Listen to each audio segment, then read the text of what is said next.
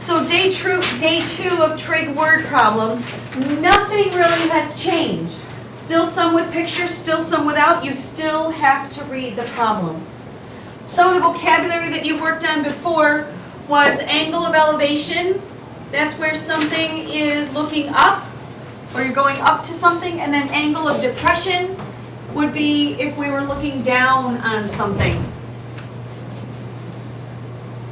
Those are important to just kind of keep in the back of your mind. We already saw a couple of them yesterday in homework, but just so we know. Here we go, letter A. Where would I put an X if it represents the angle of elevation from point A to point B? Is it inside the triangle next to A? Is it inside the triangle next to B? Is it outside of the triangle next to B? Where does the X go that shows the angle of elevation? Justine? Next to B. Outside next to the B. Here? Somebody have a different place. Macy, what do you think? Down by the A.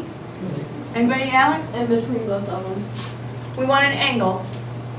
Oh. We're looking for the angle of elevation. Inside B? Okay, one of those three X's is correct. Kristen? Wouldn't Y be near the B? Yep, right now we're talking about the X, but we'll get to Y in just a second. Don't lose that thought when we get there. X is supposed to show the angle of elevation. Wouldn't it be A? So it's going to be at the A. It's going to be looking up from the A towards the B. Kristen, talk to me about Y as the angle of depression. Where do you think that might go? Inside the triangle or outside the triangle near B? Outside the triangle near B. Angle of depression. So your eyes are straight forward, right? That's this dotted line. Your eyes are straight forward. If you look down to your shoes, that's the angle of depression. So this Y is in the correct place. What do you know is true about angle X and angle Y? They are equivalent. Does anybody remember the name? You learned it as an 8th grader. I don't even remember Alternate interior angles. Nice. There is a brain in there. You were doubting us? Sometimes I wonder, but you usually prove to me that you have one. And they are the same measure or equal.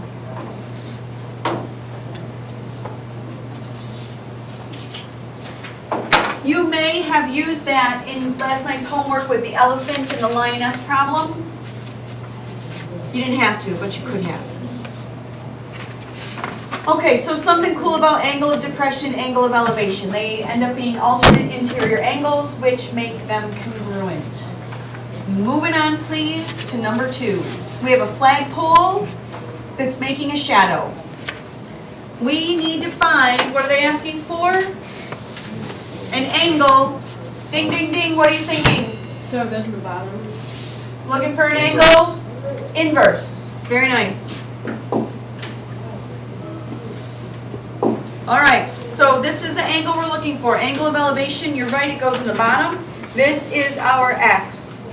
This is the side opposite, side adjacent. So we are using, what did you say? Tangent. Sorry, I thought it came from over there. Tangent. Thank you. Now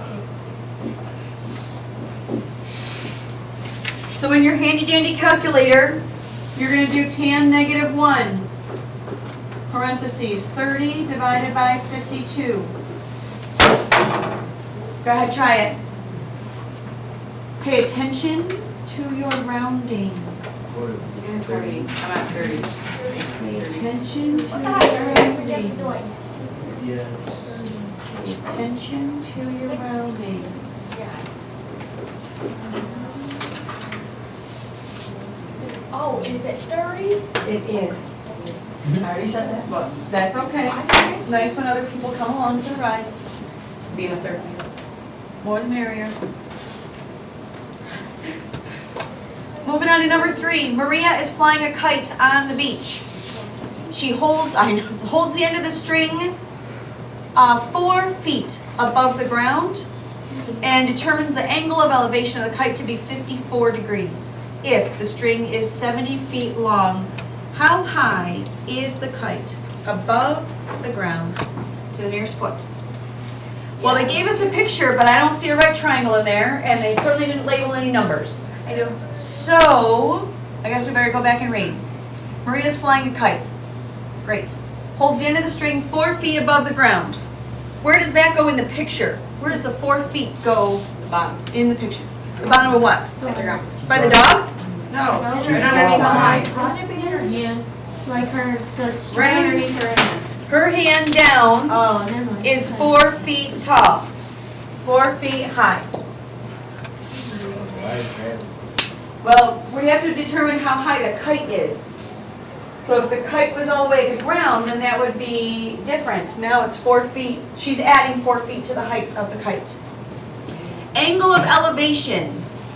Where's the 54 degrees going to go? Up, Like, down, bottom, up. next to the Sarah, go ahead. dog, Next to the dog? maybe.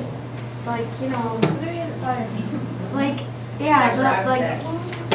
I don't. Right in this corner of the triangle is 54 degrees. I knew it. My marker's a little too wide to write it in there.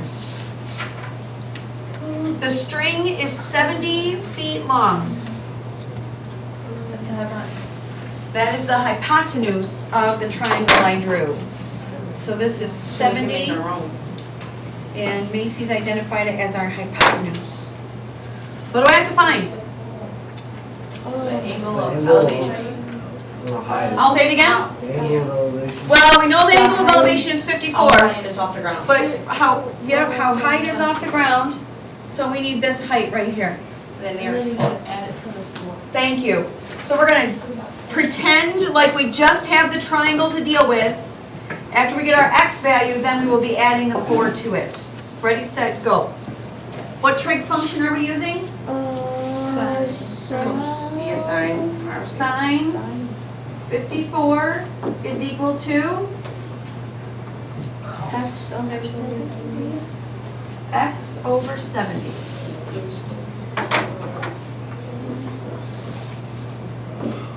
To the nearest foot. I got 57 feet. Inches. Would be inches? Where To the feet? nearest foot. Where in feet? Did you add the 4 to your x value? You know. Okay, so you didn't get that. 61. All right.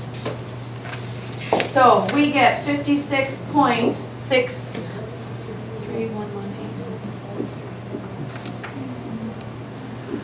And we have to add her 4 feet to that. So the kite is about 60 feet in the air. I didn't get that. 61. Because it's 60.631. Thank you. I missed a 6 there.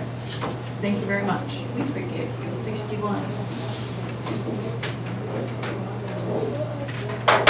So sometimes those word problems, not only do you have to draw the picture, but sometimes you have to go back and make sure you've used all the information that's important. To the back.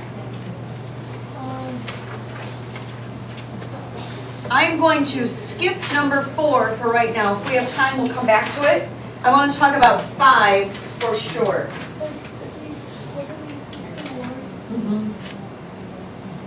I think it's 60 in the mail, but it was 60 since I changed it. Thank you. Number 5.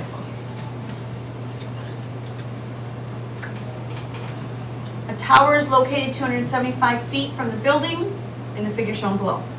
Person from the second story of a building measures the angle of elevation to the top of the tower is 42 and the angle of depression to the bottom of the tower is 26. Find the height of the tower, to the nearest tenth of a foot. We need a plan. Who's got a plan? What do you think is a good start? Do it in 2 separate things. 2 separate things? And then add your answers together. What?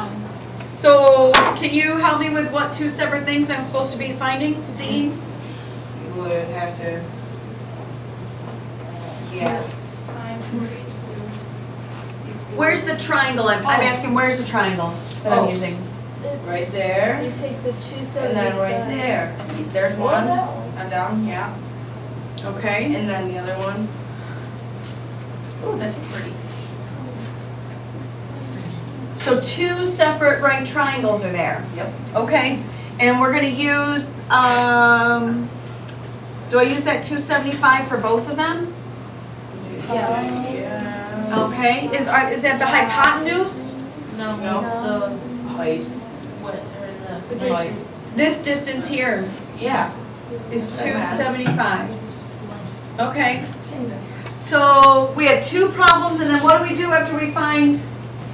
So I'm going to call this top part X and this bottom part Y, so I don't get confused. What trig function are we using? Tangent. Tangent. Because we don't care about the hypotenuse of our triangles.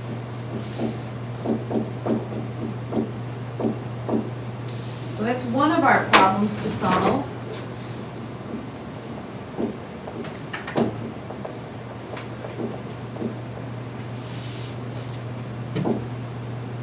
And there's our other one, and then we will add them together.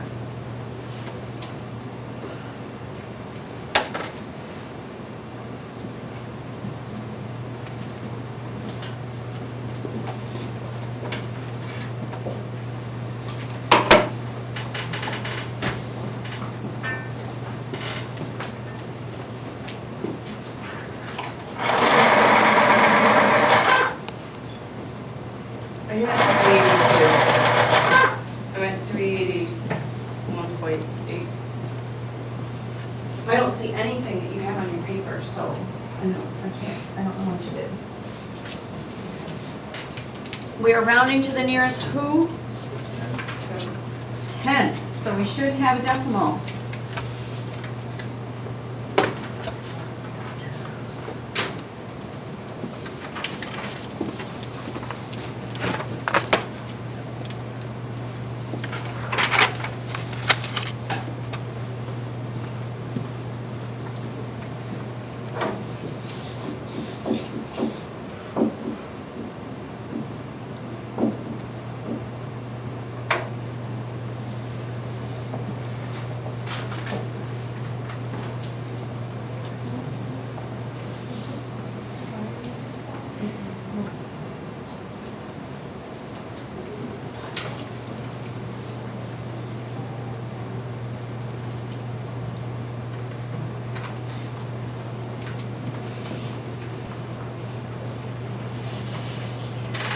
Let's look at number 6 now.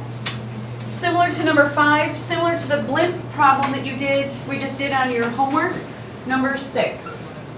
Helicopter flying at an elevation of 350 feet. That is labeled in our picture. 2 motorists are driving on the highway.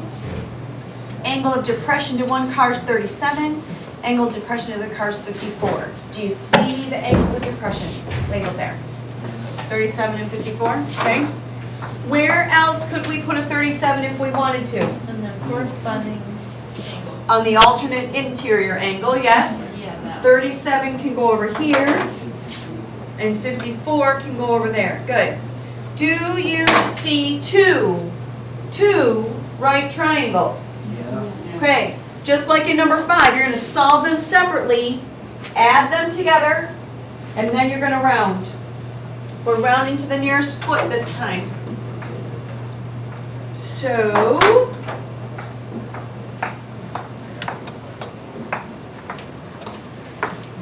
what are we using this time for our tangent again?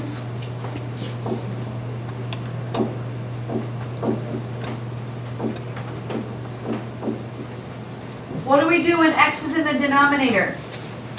You just multiply x. Okay, yeah. Then you divide. Good. You can do it in one step or you can do it in 2 steps. Okay? I'm going to do it in 2 steps, and then those of you who like the 1 step will talk about that. This is that shortcut that I told you some of you would like to take. So right, you multiply both sides by x, divide both sides by tangent, So you're left with x by itself.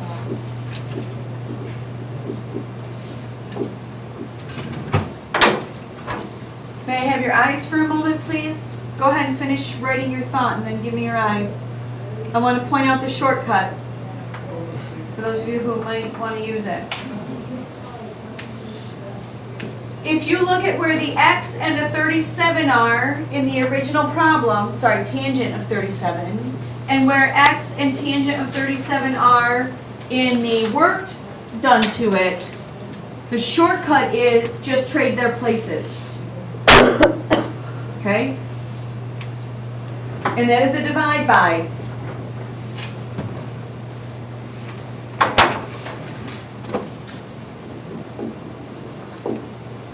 And this is the same thing as the blimp problem.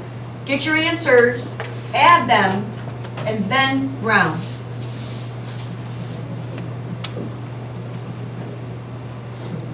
I got 17 feet. 17 feet? No, I'm at 7, 19. 719? Yeah. Okay.